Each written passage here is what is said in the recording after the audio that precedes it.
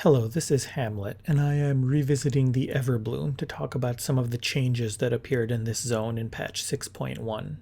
In particular, Blizzard fixed some zone geometry in order to prevent two very common skips that were pretty standard in the challenge mode gold route and that you saw in my guide video.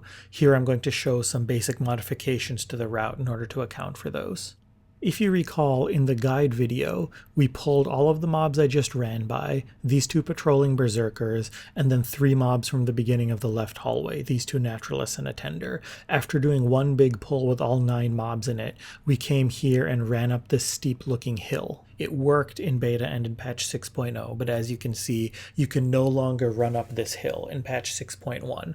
And I mentioned in the video that there's an alternate jump a little ways back further to the right that is more difficult, but still doable, and does have the advantage that you have to kill fewer mobs. You don't have to pull these 3 on the left, so you would wind up pulling only the first 6, which makes the initial pull easier. But then you have to learn the tricky little jump on this corner. I have to run past some dread petals to get there, but you won't because they'll already be dead. You cram into this corner, and here I am trying to remember exactly what the angle is. I haven't done it in a little bit, but you basically, once you catch yourself on this ledge, you can keep jumping forward and you wind up being able to make it up to the top. And this will let you run down the empty hallway that you normally take from Witherbark in order to go directly to him and then resume the run as normal. You will have killed 3 fewer mobs, but that's actually a convenience for a reason we're about to see.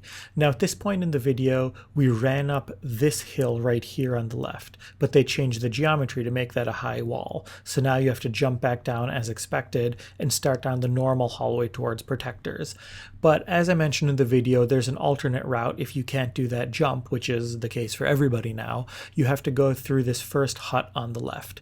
Now there are going to be 5 mobs between you and the path to protectors, and we really only want to kill about 3 extra, so ideally you'll be able to hard CC some of them and walk by.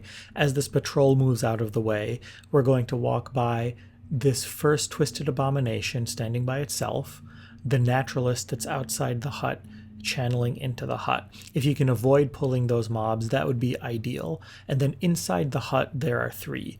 There are these 2, and there's also a sleeping mender, which will not wake up at all unless you aggro it. So it may be possible that you can avoid hitting it entirely, or that may not be practical depending on what DPS abilities you have. But either way, your goal is to get through there while killing only 2 or 3 of the mobs, and if you've skipped 2 or 3 earlier in the zone at the start, that works out well. And then you simply run along the path that I show here, and then you're at protectors. And at this point, the rest of the run proceeds completely as normal, as I demonstrated before. So if you are willing to learn that annoying skip where you hop up the ledge at the start, your gold time should not actually be impacted seriously by the 6.1 changes. You can basically use the route that I showed in my guide video with these small modifications. And just to help out with that, here's a close look at exactly how I do the jump. I'm in stealth, but I'm zoomed in so you can still see where I am. Once you find the angle where you catch on the ledge, you should be able to jump up twice, and then on the 3rd jump you have to turn a little bit to the left. Here I'm going to do it one more time. So I go up to the corner, I find the angle where I catch on the ledge and make 2 jumps, and then I make a 3rd one while turning left, and at that point you're home free and get right onto the ledge. Good luck in Everbloom using these adjustments, and thank you for watching.